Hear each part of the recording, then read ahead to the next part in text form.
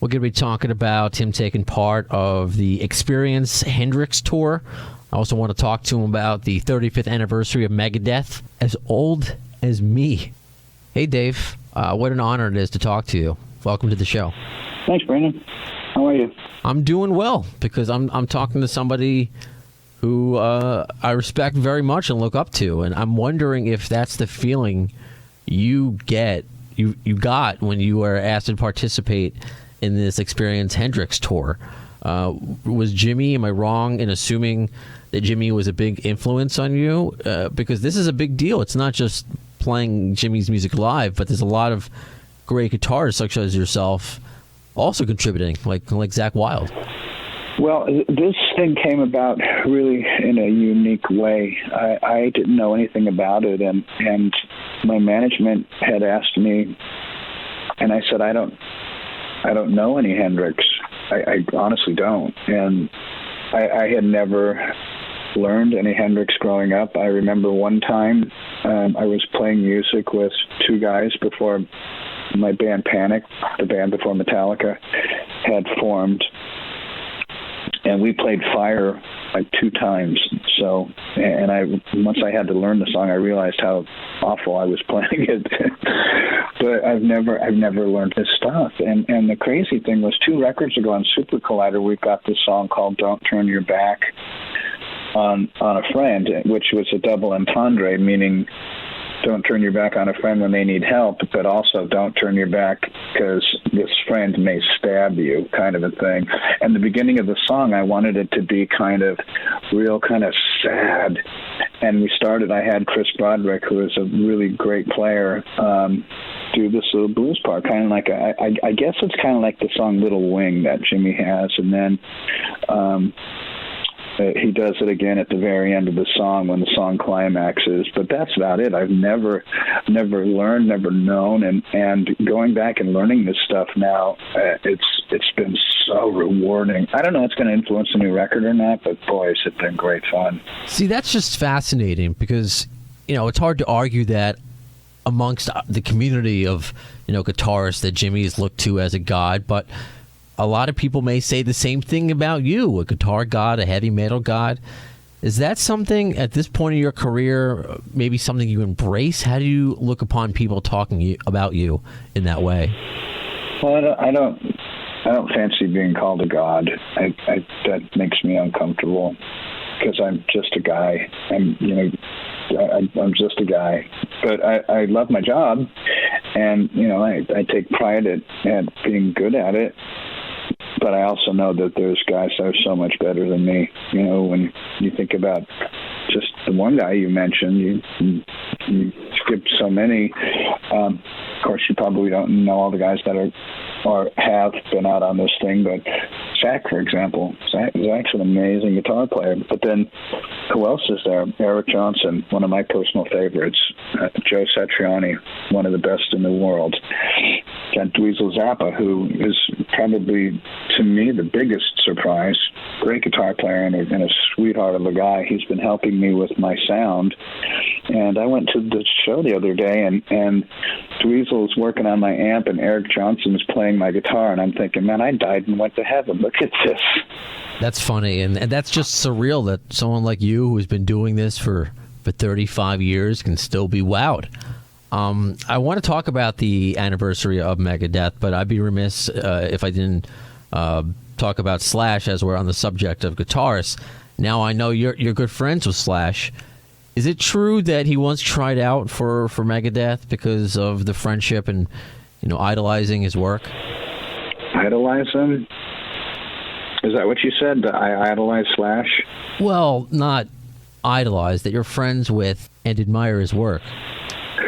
Yes, we're most definitely friends. Most definitely friends. I just want to make sure I heard you right. That you kind of dropped out there for a second. And I think I heard you ask me if he was supposed to be in Megadeth. Yes, some fans sent in some questions for you, and one of them was, did Slash ever try out for Megadeth? He didn't try out, but he had an invitation, and he and David Ellison had played together several times. So that was fun, and he liked playing with Dave, and he liked the idea of playing with me, and I thought it was a great idea too. That's probably where we became such great friends. Although we don't see each other a lot, we whenever we see each other, it's, hey, what's up, man? And there's I think a deep mutual respect for each other. I think that might be what you mean. Oh, for sure. I'm just stuck on that word today for some reason. It's still early for me. Sorry. It's okay. And also forgive me for keeping on the subject of Slash, but a couple fans also wanted to know, do you remember jumping on stage at the MTV Ritz show? I know we've done stuff before with those guys. There was one time in L.A. that I remember, but the one you're talking about in New York at the Ritz, right? Correct. It was during Knocking on Heaven's Door. Axl was just kind of grabbing the mic, and you went up behind him. Security looked like they ushered you out. The video is out there. Do you remember that at all? No, I don't. I don't remember it. All right, fair enough. I know we don't have much time left, so I want to know what you're doing to celebrate the 35th anniversary of Megadeth, specifically the graphic novel. Can you tell us about that? Because that's a pretty cool way to celebrate. Thanks. Well, we had the guys from Heavy Metal had approached my management to accompany the Warheads on Foreheads anthology package, and it just seemed like the right thing to do. The people at Heavy Metal are the best, and the artists that they've got to do this package are the cream of the crop. There's literally no better artists out there. We've got artists from around the world that worked on this package, and when I saw it, it was still being colored. Parts of it were colored, the rest was in black and white still, and I don't really know how to explain the feeling I felt. I had so much joy. I felt like laughing and crying at the same time, if you know what I mean. I don't know if there's even an emotion that describes that feeling, but I was exhilarated. It felt like what I felt when I was bungee jumping or skydiving, just that feeling of just pure, full, unadulterated thrill. Well, that's kind of how I felt doing this interview with you. Oh, thanks, buddy. Dave Mustaine, this truly was an honor for me and my listeners. I hope we get to do this again. Yeah, anytime. Can I breathe now? Hey, Dave. How purple of you. Almost. It's even though they got killed last night. It's Islander blue, even though they got destroyed last night. I can see. That's too bad, buddy. I'm sorry. That's okay. Yeah. How are you doing? I'm doing good. I'm just signing autographs. I've got all these autographs to sign for the inside of the book, and they gave me 8,000 of these blue ones and 4,500 of the yellow ones. So right now, all I'm seeing is polka dot ones. Just make sure to crack those knuckles every few, so you don't get carpal tunnel. I will. But I will. I'm excited to talk to you today because honestly, yeah. Dave, there was nothing I wanted to do on my birthday than to talk to you about Rusty. It's your birthday today? It is. Holy cow! Are you married? Let's just say soonish. You got a girlfriend? I do. Are you going to get laid today? No comment. That may or may not have happened. It's your birthday, and you're not going to get old and out. Oh no! It happened this morning. Before early riser, afternoon delight. Okay, remember that song? That horrible song? I do. I do. Awesome. But I don't want to talk about horrible music. I want to talk about great music. All right, let's talk. To celebrate your anniversary of sorts, Rust in Peace, what inspired you, I guess, to you do this unique way of, because of reissues, and there's a lot of ways to celebrate an anniversary, but to put together a book, and like how you did it, where it's thoughts of so many different people. What was the catalyst to inspire you to put this to book? Well, I've always tried to be an innovator with the things that I do. There's not really very many original things left in this world, so either you just are going to have to grin and face it, or you're going to have to work extra hard. So I think when we started doing the package for this, and granted we have a box set coming out for everything, but this was something really different. It was telling the story behind the story, because everybody knew that I was completely out of control with my addictions and stuff, but nobody knew that about Ellefson. So when the book starts off, and then within the first 2.5 pages, he's addressing and confessing his heroin addiction, that pretty much grabs the reader by the old sack. Mm. Yeah, Dave, I often talk about on this podcast sobriety and addiction. This December will be about 5 years for me since I've had a drink.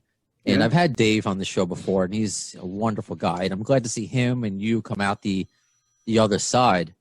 And somebody else who's come out through the other side, we talk about a lot on this podcast, is Slash.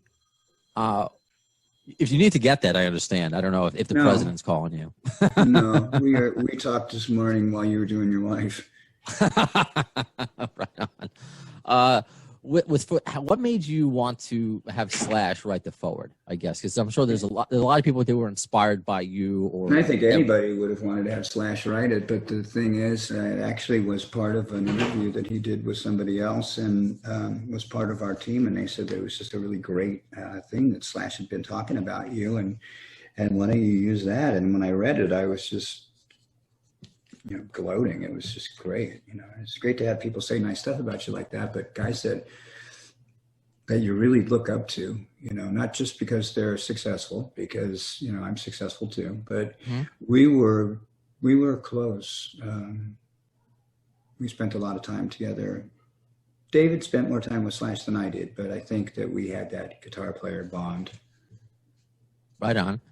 I want to ask, while we're kind of on that subject a little bit, the chapter, called Axl Calls. Can you talk to me about just a phone call from Axl Rose, how it kind of put a monkey wrench into the production of the record? Well, it did. It kind of put a monkey wrench in things, I guess you could say. But I think we were going into it with the right headspace, because we knew that the possibility was that everything was going to get fucked. So we started the record. Mike told us if Axl calls, he's going to have to go and finish their record, because he had just done their record. Their record was bigger than any of ours. And he had made a commitment to them already. And more important than sales or any of that stuff was the commitment, the word, his word. So when he said he had to go, I was okay with it. Wasn't happy, but I was okay with it. Mm. That was gonna be a follow-up, but you kind of answered it for me. Someone who understands the business, you cannot be happy with it, but you kind of understand why somebody needs to go on another project, even though he's working on yours. Mike Klink, of course, you're referring to. Yeah. Is there a track on Rust in Peace that has changed the most for you in the 30 years? Whether it's you look at it more fondly now, or maybe changed. Yeah, you wish it was something different about it. Is there one track that maybe stands out to you that you can call it your favorite, or just maybe the most special to you after all these all this time? Again, 30th anniversary. God, you put me on the spot right now. Sorry. I don't know. I think Hangar 18's always been really a fun song to listen to. And for me, Holy Wars is the, I Bet You Can't Play This song. But I don't know. There's stuff on there like Lucretia and Five Magics. Those songs were just incredible songs, especially to try and play and sing at the same time, and that was tough. What is, I guess it's kind of a loaded question. What is next for you? I know we're kind of limited in this pandemic. I know you're working on a lot of things. The book. Or you're engulfed in the book now, because you seem like the kind of guy who's thinking 20 steps ahead. What you want to do next year. It's funny that you say that, because we've already been thinking about what's next. We're planning, we're getting prepared for this new record and the box set, which I just mentioned to you. And we're trying to reroute and reposition the metal tour of the year that we had set up last year. And that kind of has been put on hold because of the whole epidemic, whatever. And so we're working on that, and then there's always the follow-ups to records. You got to do the videos and the photo shoots and all that kind of stuff. And what I'm not looking forward to doing is doing a universal press tour. I'm not looking forward to doing that.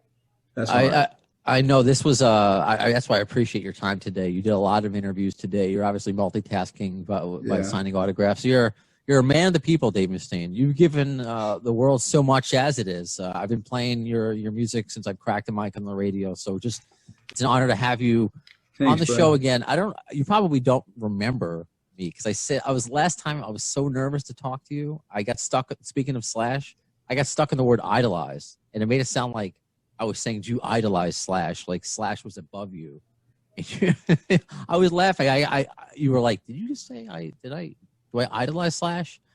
I got beat red, and of course I explained I just got a flub. I got a brain fart right there, and you were cool the rest of the way. But this was the interview I've wanted to make up for my career. So, all right, we're good. That's my goodbye, I guess, for now. All right, I don't idolize Slash.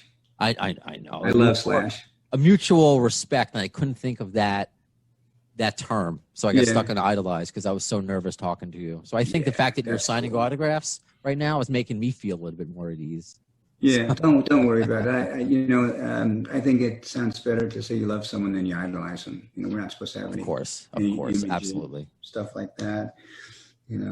I agree. Well, thank you so much, Dave. Continue to feel well, and continue success. Continue being you. I don't need to tell you.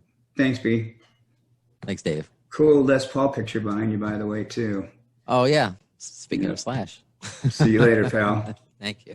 Yep. But first, the great Dave Mustaine. How are you, sir? Good morning. This handsome guy. I try. Welcome to the podcast. I'm not sure if you remember because you do so many interviews. We've spoken a couple times before. Last year, actually it was 2 years ago, so I got to thank you in a bit, for a bit. You asked, because it was my birthday, and you were happy it was my birthday, and you asked if I got laid that day, and I kind of sheepishly answered, like, I couldn't answer. You're like, do you have a girlfriend? Do you have a wife? Yeah, soon I'll have a wife. Well, since then, she's become my wife, so thank you. So yeah. I'd like to think that Dave Mustaine gave me a little wedding blessing before it happened. Oh, yeah. Come on. Do you have any, before we get into your new album, do you have any advice, by the way? Like, I want to get wedding advice from Dave Mustaine. Sure. What are you talking about? Like, what leads to a long and happy marriage? I mean, can you talk about, like, is that a thing? Is that something I can even aspire to? Because you can compare that to a band, I guess. Like, what's the best way to keep a good relationship going for so many years? Alice Cooper is my godfather, and he and I are one of the few people I know that have had a marriage that's lasted over 30 years.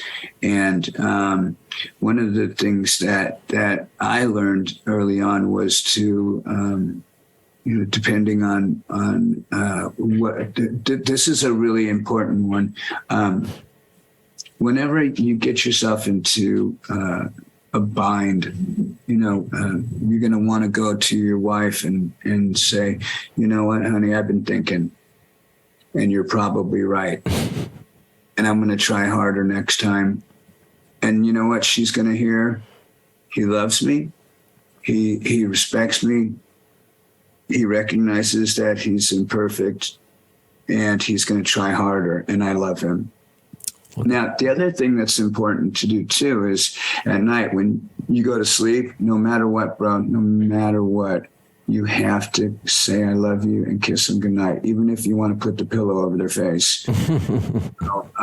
You have to say that, because if the first night you go to sleep and you don't say, I love you to your wife, she will remember.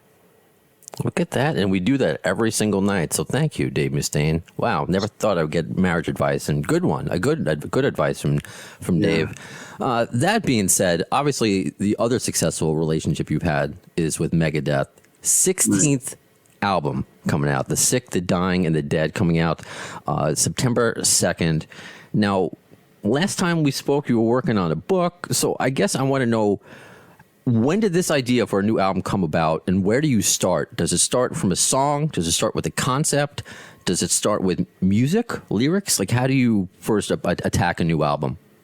Well, there is no set formula for this. It depends, with Kiko and Dirk writing music for Megadeth now. It's been a breath of fresh air to have songwriting approaches from other band members now that is similar to Megadeth music, instead of getting music that wasn't Megadeth music and having to try and make that work. And it doesn't, my whole thing was trying to have congenial workplace environment for everybody and to listen to their ideas. But, what we did now was we get together and do some pre-production, listening to riffs, and then songs, they just start coming together kind of like Legos. We figure out there's only so many pieces to a song. There are verses and choruses. There are pre-choruses, and there's bridges. There's middle sections. There's a lead section, and usually the lead section will be something similar to the chorus or similar to the verse. It might be the verse plus a little something, or the verse simplified a little bit. And I found that, like in symphony, the lead section was pretty much like one of the other riffs in the song. Okay. So there's no real way that we stack these things together. Okay. I guess because I wanted to know, because the music is not just because it's the riffs, it's your voice. Well, I've been a Megadeth fan since I can remember, but it's kind of the message sometimes too. So I was wondering if there was a message that came first, or, if it doesn't, what's the message of this album? Like, is there a message that you still want to get out 16 albums in, or is it just, rock out? Or do you have something that you want the listeners to take out from listening to this? Well, I would love for the audience to take something away from this record, listening to it and being enlightened, or being, filled with ear joy, so that they are stoked. Because, you working with headphones on, how much headphones are, true to form with what we're listening to. And I mix on headphones. So I like that clarity and separation.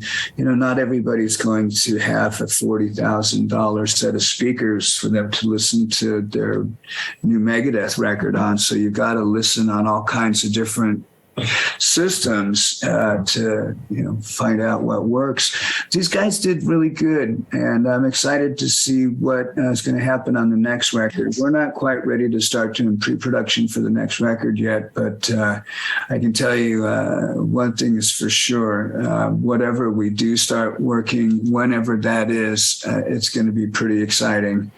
That's amazing that you're already thinking about the next record. That's what's so great about me being a Megadeth fan. Like, it's just, there's always something on the horizon that we can't wait. But before I let you go, because I know you have a very busy morning, I want to take a few steps back. You may remember from coming on the podcast, or you can see behind me the Guns N' Roses theme I have on Appetite for Distortion. So I kind of want to flash back, if you can remember, to 1988. The Dontington Festival. I know it's infamous, but I want to know if there's anything, because there are some very famous photos of you and Axl and Slash and Lars and hanging out backstage. So I'm wondering if you have any positive things to recall about that festival, which now we know turned not so positive, but anything that we can take away from that weekend, if you can remember. Yeah, the Woodstock weekend was tragic.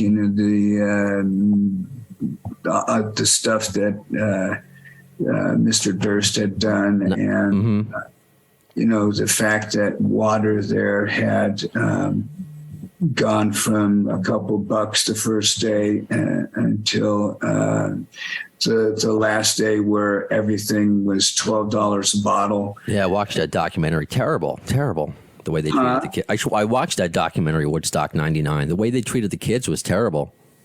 Yeah, I didn't see that, but I do know that we were at one end of the airport, and those guys were at the other end, and we could see the smoke. We knew something was wrong, and we could tell that it looked kind of like, what I would imagine kind of, it looked like marching, like an army marching towards us slowly. And it seemed to me that people were pissed, and they just said, fuck it, let's go to the Megadeth side. Because I think we were the very last band, and we closed the whole concert, if I remember right. And this is Donington you're talking about, or Woodstock? Oh, Donington. I thought you said Woodstock. Oh, okay. No, all good. I like the Woodstock answer. You know what? Because that's topical, so I'll take it. Sorry, Brandon. Did you say Donington? I did, but that's okay. It's okay. I liked Woodstock. Well, I was probably going to ask you that if I had more time, so that's more topical. No worries. Dang it. If I get you, because I know you got to run. If I get you on a fourth time, we could talk about Donington. Huh? If I get you on a fourth time, because I know you have another station coming up, we could talk about Donington then. But I'm happy with the Woodstock answer. Okay, dang it. Sorry. Okay. Thank you so much. I can't wait for this new album. You still rule. I'm so happy that you seem to be doing really well, and your health seems to be doing well. And I can't wait to see you out on the road, Dave. Thank you, bud. I appreciate that. You got it. Take care. You too, pal.